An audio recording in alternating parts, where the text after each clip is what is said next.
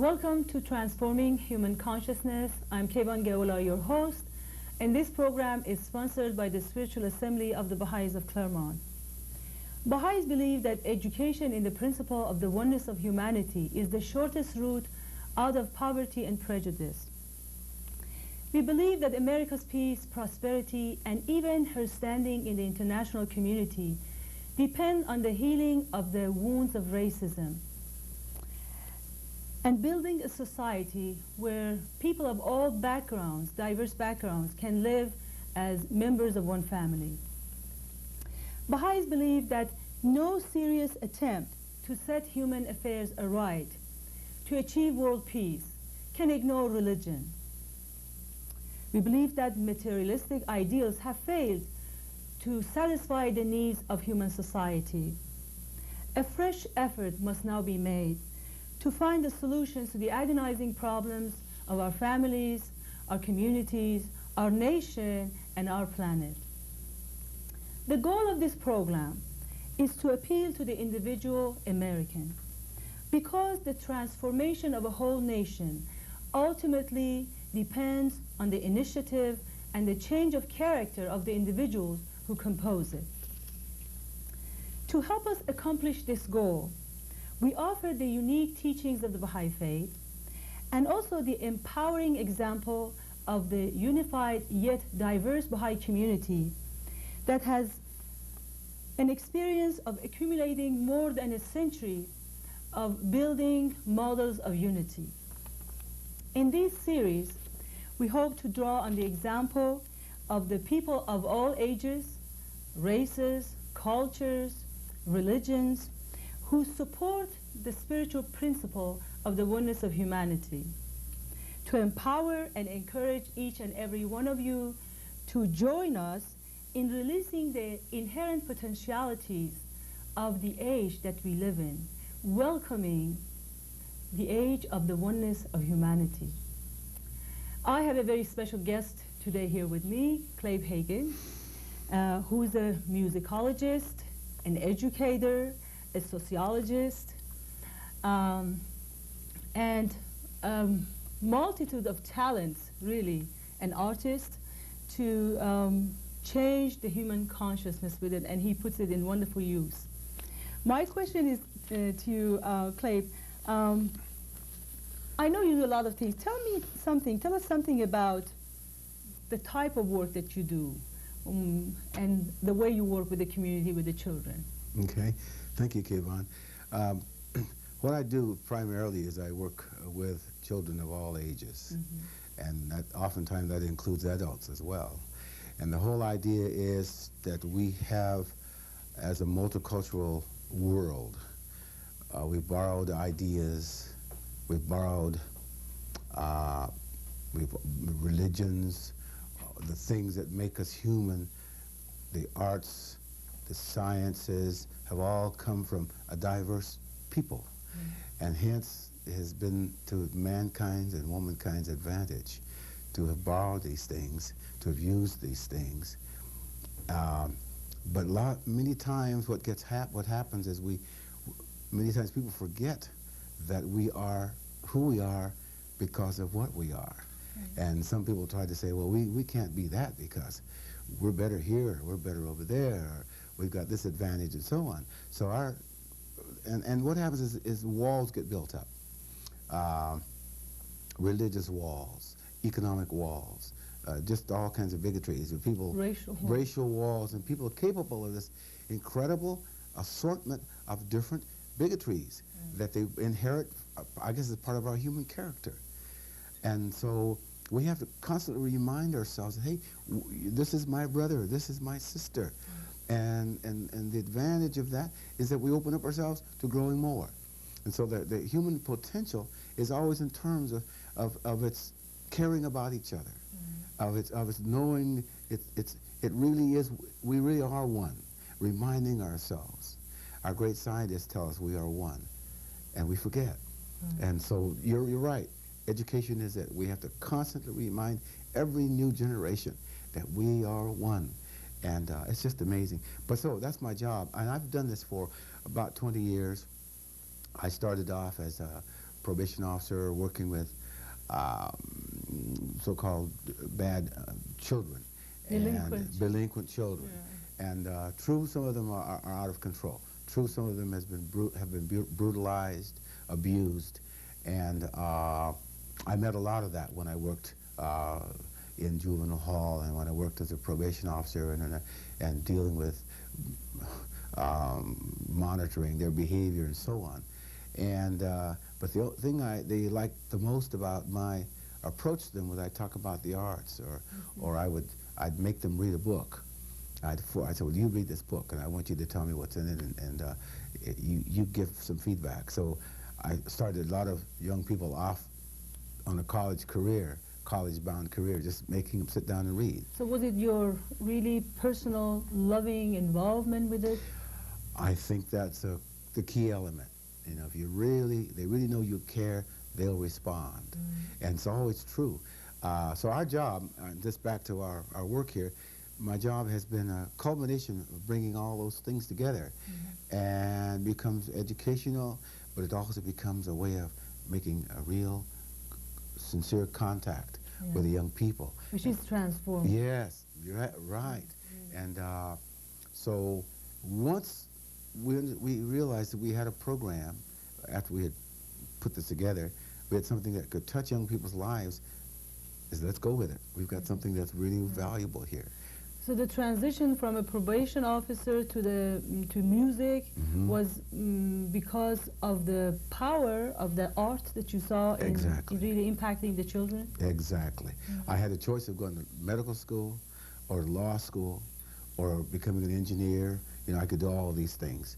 And I decided that music was really what I was cut out to do. I mean, I knew all these others, but this somehow, music is bigger, and it connects better. And I'll tell the story about, in the 60s when I stopped working in the probation department in the 60s, I had a probation kid who just was going to be absolutely unmanageable. I couldn't handle him. I went out and I got in the picket line and I started picketing. Carried my picket sign, and I grabbed my guitar and I'd sing these freedom songs. And this kid was there, and he saw me. And he said, "Is that my probation officer?" Couldn't be. So from that point on, that young man, it transformed his life. I could not have reached him other than that. That there was a guitar, he was ready to go. Anything I wanted to do, he was there. And, you know, I'm sure he's doing well today. And you know what? There's no way I can explain your music. The best way to speak for it is to ask you to play a piece. Okay. So maybe what we can do is take a short break and then come back and really get a glimpse of what you do. And I know because you explain the story, there's a story behind it, and then you get everybody involved. And so let's have a glimpse of that. So we're going to take a break. Please stay tuned, and we'll be back in a few minutes. Thank you. This first song is a song that we start our program with. And we start with this song. It's like having the school start with singing, say, the national anthem or something like this. This song was written by Woody Guthrie. It's well known by everybody. And we like this song so much. And we really think this song should be our national anthem, and just keep the other one as a national song. It goes like this. This land is your land, this land is my land, from California to the New York Island, from the Redwood Forest to the Gulf Stream waters. This land was made for you and me. As I was walking that ribbon of highway, I saw below me that endless skyway. I saw around me that golden valley. This land was made for you and me. This land is your land, this land is my land. From Alaska to the New York Island and Hawaii too, boys. You can bet that's true, boys. This land was made for you and me.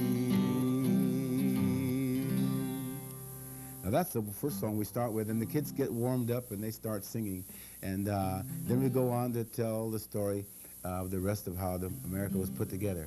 This song I brought today is a real special one. And really, this is what we mean by diversity, unity, and brotherhood, sisterhood. If we could consider each other. And this song was written in the 1940s.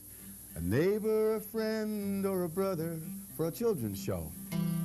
It could be a wonderful, wonderful world. It could be a wonderful world.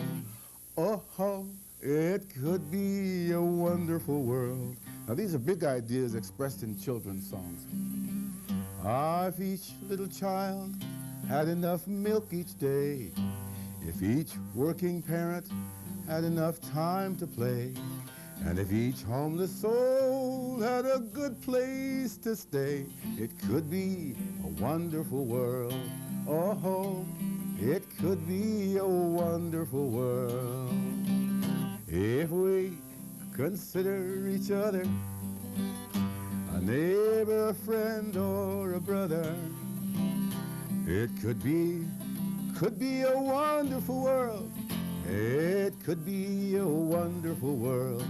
Oh, it could be a wonderful world. Now if there were no rich and the poor were content, if a stranger was welcome wherever he went, and if everyone knew what true brotherhood meant, it could be a wonderful world. Oh, it could be a wonderful world. Oh, it could be a wonderful world.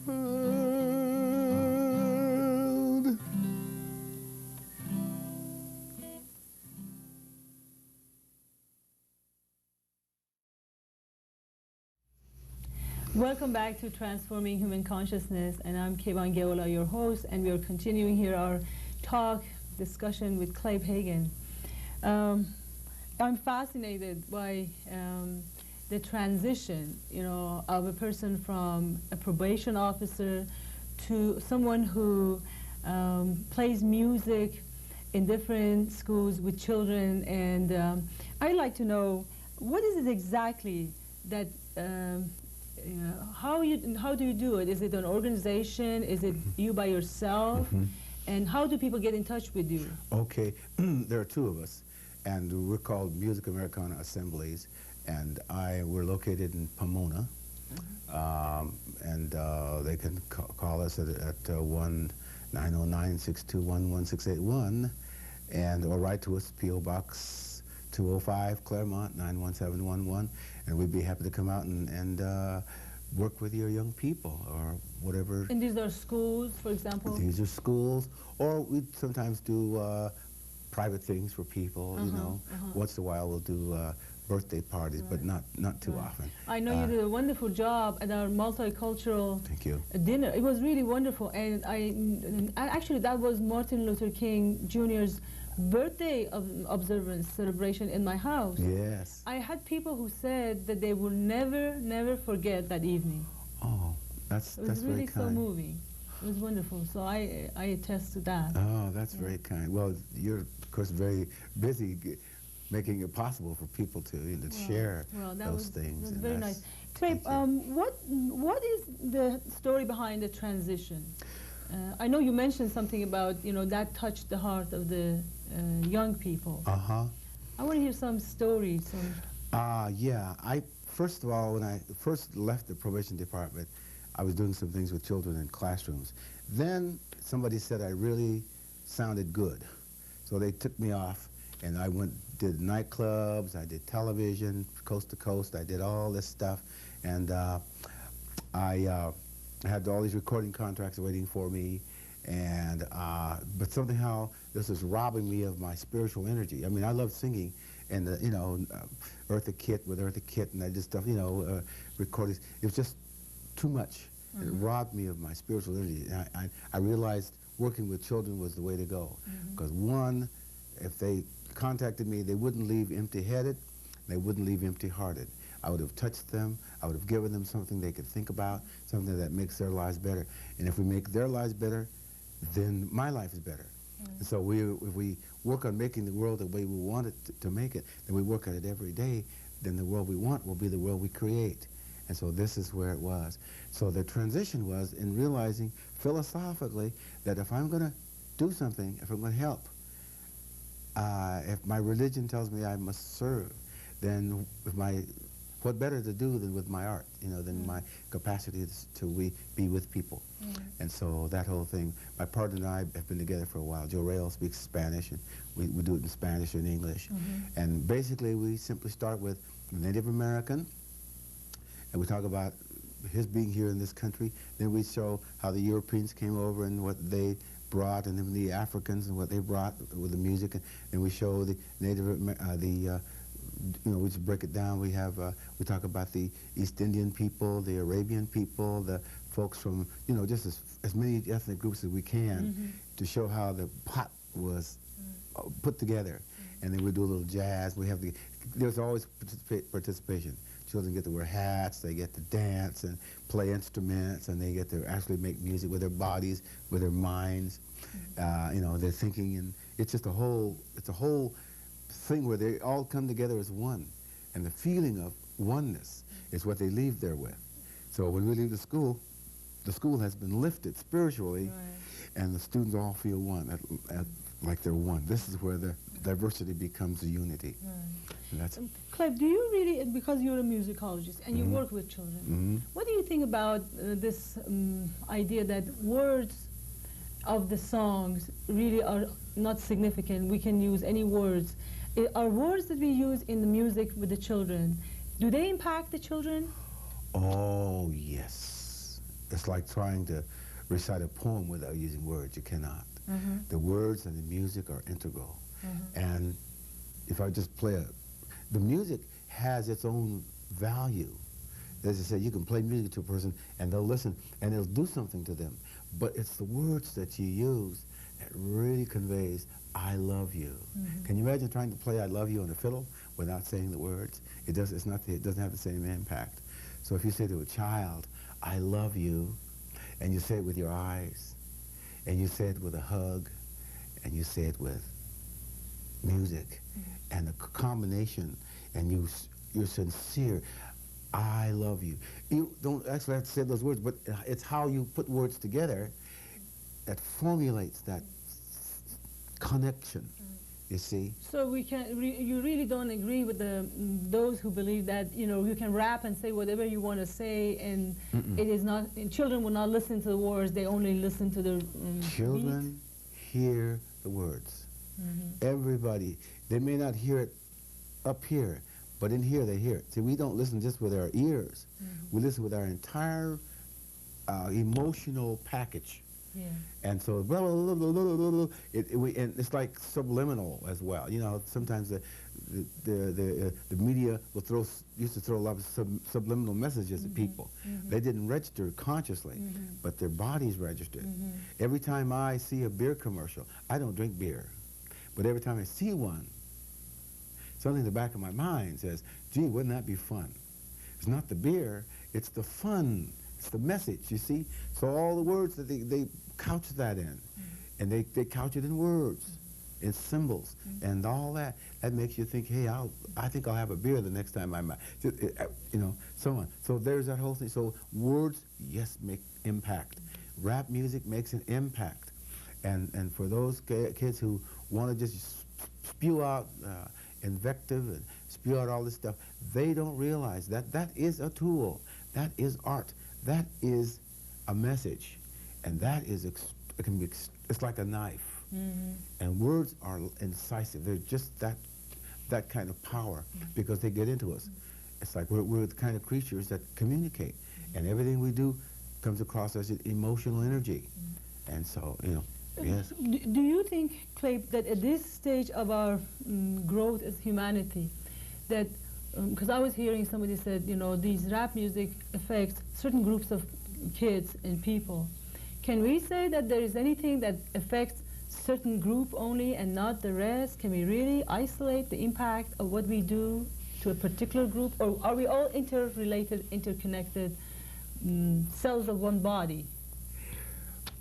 We're all interconnected. Now, there are people who say, well, it only affects certain people. That's because they don't want to be responsible. Mm-hmm. You cannot hang up a picture on the wall and say, well, this is only going to affect certain people. If this picture shows somebody hanging from a tree and with his throat cut and so on, that's going to affect everybody. I don't know anybody want to have something like that hanging in their on their wall, but if it's out there, it's like dust. It's going to settle somewhere, and people can walk around it and so on. But people are aware of this. I mean, they may not say anything. They may shut it out, but it's there, and so it only affects certain people. Certain people are going to be listening to it, but there are other people who may be tuned out. But in spite of that, I think they still hear it, because I hear a lot of things, and different kinds of musics, and I turn it off because I'm aware of its impact on me. But many people don't turn it off. Kids don't know when to turn things off. That's violence. They can't walk up and turn that off. It's like Beavis and Butthead. How many 6-year-olds are strong enough to walk up and turn that off? They cannot. So that people have to be responsible for what they sing and for what they say. And if it doesn't say love, then it's something that can be destructive. If it doesn't enlighten us somehow, if it doesn't free us, then it imprisons us. Is there any particular story that you remember that has really touched your heart, that all these years that you've been working with children? Yes. We worked with mentally retarded, mentally, educationally handicapped young people. About 15 years ago, we went to a school where there was nothing but these students who did work. They worked with their hands, and they had training for them. We did a show for them. There was one young man who sat in the back, and he had never participated in anything. He had been there for like 10 years, and they tried to work with him, and this and that, and we asked him to come down on stage, and we gave him an instrument. He came right down on that stage, and he played, and from that point on, they said that kid had to change. He was changed. That just transformed him. And here's supposedly, we connected with him. So we're always connecting those kids who have a hard time, who may act out in class, who may be difficult to manage. We always make a connection with those kids. We bring them up on stage, and we give them a positive opportunity to do something positive, and they get praised. All of a sudden, they go back to class, and they're changed. And then we had one principal from the junior high school who started the junior high school that was real low in achievement scores. She had us come to that junior high. It was like a prison. I mean, they had walls, and they had people walking around with walkie-talkies and, all this stuff. She walked into that school. She had us come 3 times in a row for those students. She said, if you like these guys, get your grade point average up, and we'll have them back. If you like these guys, do it again. We did it 3 times in a row. This school went from the lower achiever school to they were challenging the affluent school across town. Those kids had their scores. So that told me something. We were doing something right. Now that's a story. And that seems like it is exciting. It seems you come across like really it is rewarding. Yes, it's enriching. It keeps you going. Yes, it just keeps me going, and it keeps me young. It keeps me, my energies are good, and it keeps me running and playing basketball and thinking I'll never die. I'm sure I will. But if I'll cancel out on stage somewhere, with my guitar, gripped in the C chord. But it's you have a choice of following your bliss. Yeah. And it's always about if you can love and follow your bliss. Yes. You can love and follow your bliss. One can love one's job and love one's fellow person, friend, and still live, and still make a living. It's possible. Thank you so much. Clabe, it has been wonderful. Thank you. Thank you. Keep on the good work, and I hope that you are used and the students get to see you, be inspired by your work. Thank you. And hopefully we'll have you again. Wonderful. Yes. We'd love to come. and thank you for your attention. If you wish to share with us your views and comments, please write us care of Baha'is of Claremont, Baha'i Faith in Claremont, P.O. Box 686, Claremont, California, 91711. Until we meet again, I'm Clabe Hangan, your host for Transforming Human Consciousness. Thank you for joining us.